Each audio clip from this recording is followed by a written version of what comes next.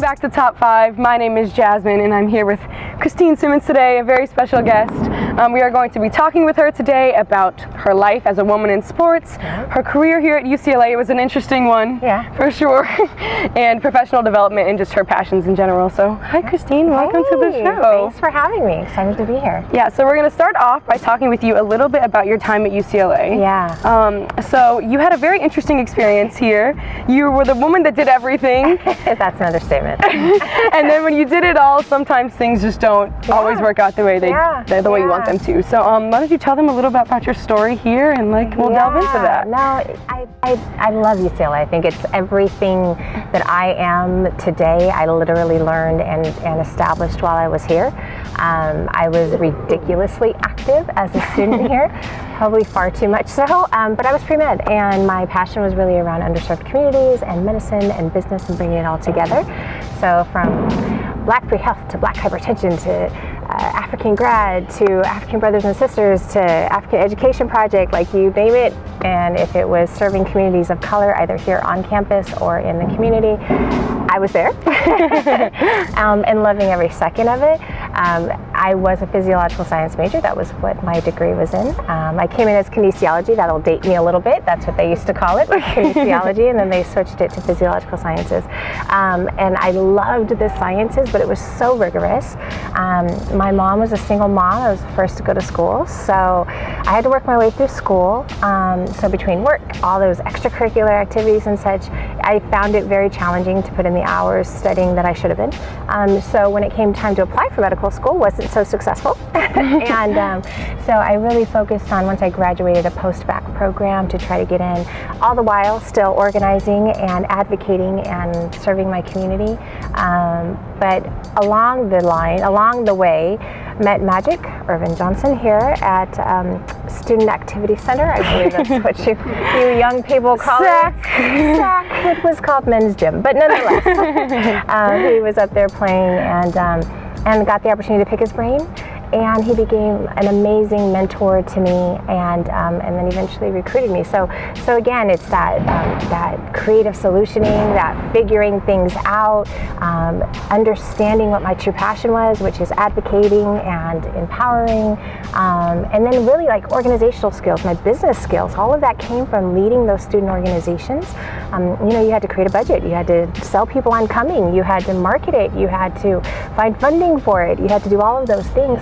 Same thing I do in my job every single day today. So when I say UCLA literally made me the woman I am today, it literally made me the woman I am today, both good and bad. I mean, there's challenges, and that makes you stronger too, and that doesn't stop. So we're going to kind of delve into a few facets of that. So starting off just kind of with all the things that you did at UCLA. I think it's something that everyone at UCLA, just thinking about it. For sure. Everyone at UCLA struggles with it because although UCLA is a great university, great institution, it doesn't have majors like marketing. Right. We don't have business, we don't have things like that. So we kind of have to go out of our way a little bit to acquire those skills in other ways. So you did it through organizations, we kind of do it through Top 5. But it's hard to balance. So how do you find that balance and learn to prioritize what needs to be put first and what you can kind of give and take a little bit? That is such a great question, and I wish I had figured it out when I was here. But no, learn the word no, learn it early, and learn it and practice it every day, because what ends up happening is with true leadership, it's your natural, innate just sense to go do and just get it done, right? And people can sense that. They sense it, and then they gravitate towards it, and they're like, okay, you can get it done, and you get it done well and fast. So here's another thing, and just because of who you are as a leader, you're like, all right, and you make it look easy, even though you know it's not. And so I think it's just really figuring out what impact, how big of an impact will this particular thing make in all these different aspects. Try to really attack it and say, okay, this will not only help hone in my marketing skills, it's in the areas that I enjoy, because I love working with kids. And oh, by the way, it happens to be with sports too, or in business. And there are so many things that you can put all in one, and then literally get 4 or 5 different skill sets and bases covered with that one thing. That goes a long way, versus marketing over here, kids over there, sports over there, in 5 different organizations. And so that way it's really just compacted, and then your impact goes so much farther, and the learning that you get goes that much farther. So pick 2 to 3 things a year max, and one of those has to be your studies, right? And then go from there, and then spend the next year. Don't, just because you're in it and it's your passion doesn't mean you have to do it all 4 years. Find a way to empower somebody else and teach them all that you learned. So now you're just kind of at an elevated level, right?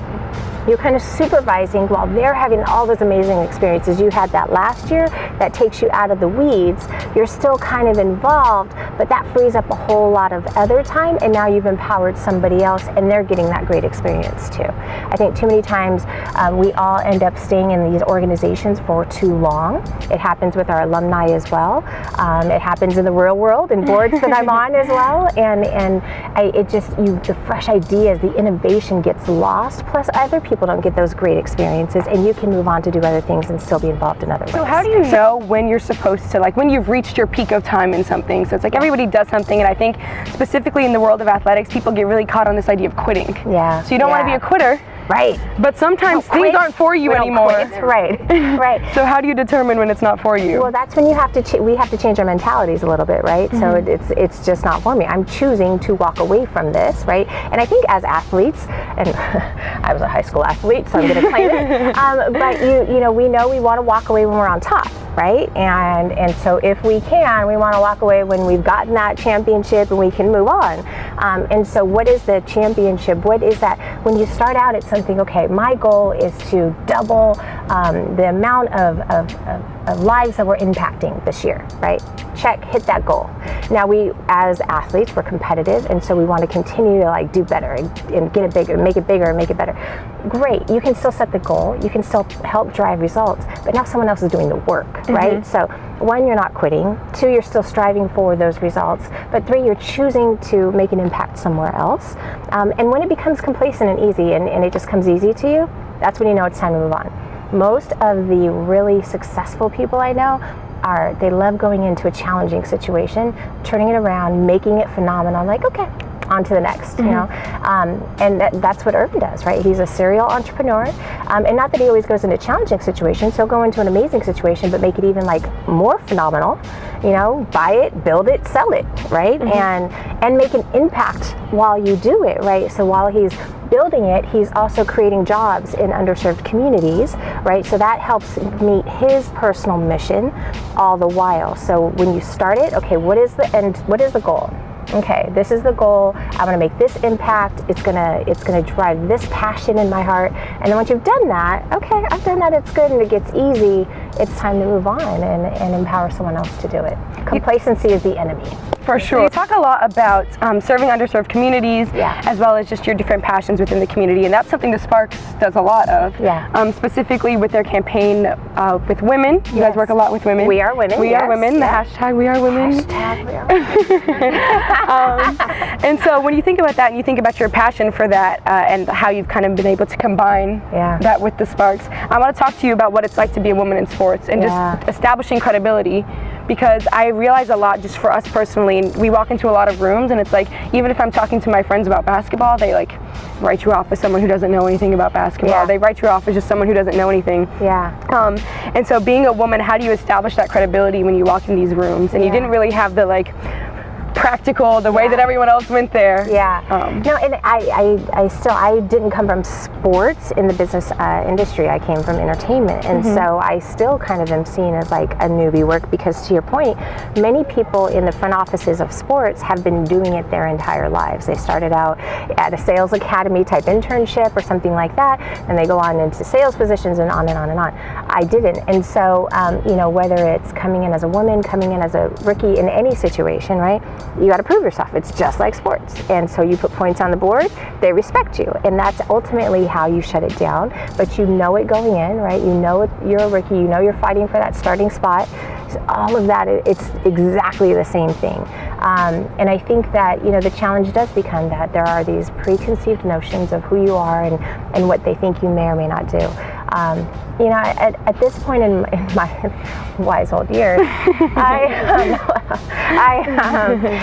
I welcome it, and that's, you have to take that, channel it, and just drive success, right? Just drive results with that.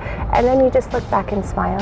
And I usually give them a little hair flip while I do it as well. And just zoom in on the ring, please. She thinks she's very slick. We see it. We see it. And so you doubted me, right? Hey, no, I'm just kidding. No, I'm just serious. But I think it gets to a point where you have such knowledge of self, and even when you do struggle and when you may make a mistake or when something doesn't work out as planned, I'm really coming into a place where, making sure that people know that doesn't define you. It doesn't make you a failure. You're still amazing. It's just you had a failed attempt at something, and that's usually where we learn the most from. If you're constantly succeeding, that means you're not trying hard enough or taking enough risks. So when you walk into that room, they're going to doubt you. Use that doubt, channel it, and just know that it's there. But then you have to over prepare for that, right? So if you know you were walking into a meet and you were the underdog and people are probably going to doubt you, you would probably train that much harder to get there and make sure that you're beating them, especially if it's on their turf, right? We have to make sure that if I'm walking into something that I hadn't been in a minute, that I'm going to over prepare and know their business better than they know their business, know their stats better than they know them. So that way, that respect is there. And then listen. Like, I just listen, I take it in, and I found early on in my career, I would be like the first one to talk, the first one to combat a misconception, the first one to try to defend everything in life. And so now I'm just kind of in that space where I just listen and really try to understand why they may have that misconception. And 10 times out of 10, it's their own fault. But you just listen, and then maybe it was an experience that they had. Maybe it's their own insecurities, whatever it is. Because if I go at them right away, if it's their insecurities, that's not going to help a situation. If I can listen and determine, okay, you're coming at me kind of crazy and you're doubting me because you're insecure, then I need to change my approach and make you feel more confident about yourself. A lot of your job is, you spoke about this at the Brand Like a Girl event. For those of you guys who didn't know, you should have come. Brand Like a Girl. It was amazing. View it on our Instagram. Campus Curls. Campus Curls, yes. Quick shout out. Yeah.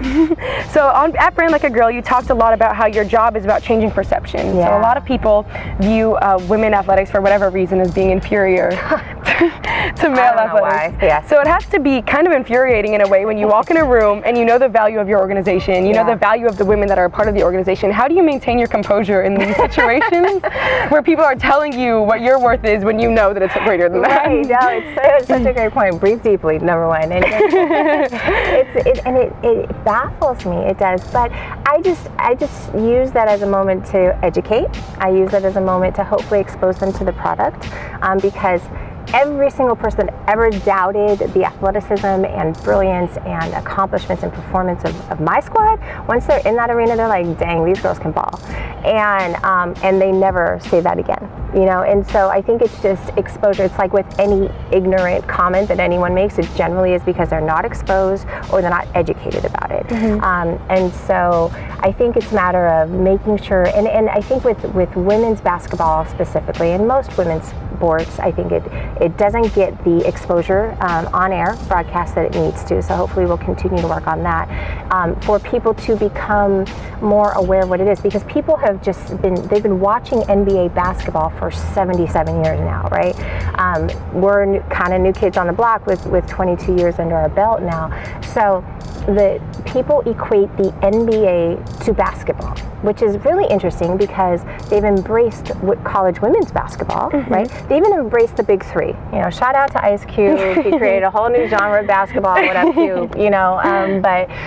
So that's basketball. All different rules, all different shots, all different types of things. It's just a matter of changing society's stigma on women in general. And then I think that will directly affect women's sports, education, and exposure. And just not letting it get to you. I think you work to try to convert some of those people over. And then what I've found is like, okay, good, you keep thinking about that. I'm going to keep exposing you. In the meantime, you over there who don't really think that you're a basketball fan, but you love women's empowerment, come here, let me show you something. You're going to become the most ridiculous fan. And then you get more masses that really help you spread the word, and it becomes amazing. So changing. Okay, so going off of that, I want to get into a little bit of your personal passion. So we talked a lot about basketball. We talked a lot about life just in general. Yeah. I know you're really passionate about Haiti. Yes. But what are the other things that you're passionate about just in general besides women's basketball?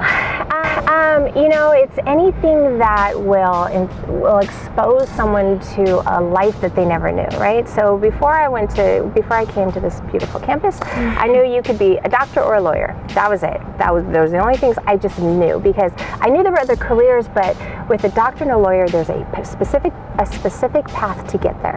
And just because I was unaware, and again, my mom didn't know, so I love bringing what we do to communities of color, so that way they can not only aspire to be athletes, but to run teams and to own teams and to own the buildings that teams rent and all of those different things. I want, shout out to Ann Schutz's Entertainment Group, because they literally own every possible concert and entertainment venue in the world, literally globally. Phil Ann Schutz is a person. There's no reason why you couldn't become a Phil Ann Schutz, and the Lakers and the Clippers and the Sparks and, well, they own the Kings, but are all renting from you and your facility. So I think that I'm super, one of the things these days is my passion's becoming it, and it's, again, my work and my life and my personal passions are all kind of intertwined, because I really believe there's a space for women and girls and communities of color to understand this space of rare air. And when I say rare air, I mean, I didn't know how to buy a sports team before I got this job, right? And there's this whole amazing world of power and wealth. And I think that we as women and we as communities of color, we have the optimism and we have the heart and we have the passion and we have the work ethic to do amazingly impactful things in the world. Now we just need to marry that with the money, because with the money comes the power. And could you imagine the impact that we could make, so instead of this, you guys having a fantastic YouTube channel, you're the one that has the YouTube and you're empowering everybody else's voices as well, right? And so that concept of thinking bigger, of really looking at the big picture of what really gets things going, but for purposes of social justice, for purposes of empowerment, for purposes of equity, all of those reasons, they need money and they need power. So I love how there's so many more social entrepreneurs that are out there now. Nonprofits are fantastic as well, but you don't necessarily have to be a nonprofit entity to do good in the world. There's a lot of good being done in the world by for-profit entities. I mean, we're one of them. We impacted 70,000 lives in the community last season alone. We do not have a nonprofit arm currently. So these are the things that I've coming into my own as I'm raising a young son. I sure, if he wants to play ball, he can play. If you ask him, he says he wants to be president of the Sparks. It's the most hilarious thing in life. That's so cute. And I'm just like, aim higher, baby, aim higher. But I want him to understand what it means to, do these deals and understand the business world in a way, because then that marries these beautiful things of social impact, power and wealth, and we could literally change the world. So on top 5, you guys all know, I don't know if you know Christine, but we have we play a little game at the end where I'm going to give you top 5 category and you're going to give me your 5. Alrighty? All right. So give me your top 5 favorite books, because we all want to be empowered and enlightened. Ooh, top 5 favorite books. Okay. Humbled by My Journey, and there's Execution. It's a business book that I absolutely love. There's a smaller book, but it's a powerful message, 212 Degrees. Okay, we're still going. Of course. Two more. Smooth My Cheese is a classic, of course.